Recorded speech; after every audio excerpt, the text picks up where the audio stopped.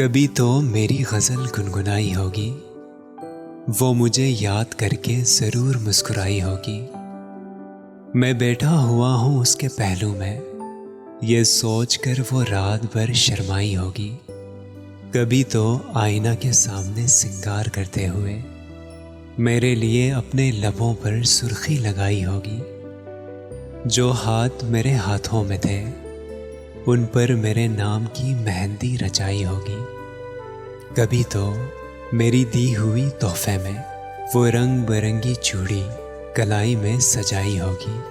फिर हसरत भरी निगाहों से देखकर हंसते हंसते न जाने कितनी बार खनकाई होगी।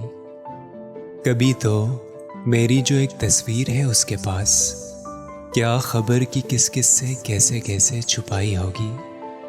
कभी तो कभी तो फरते जज्बात से मचल कर बड़ी बेकरारी से वो तस्वीर सीने से लगाई होगी।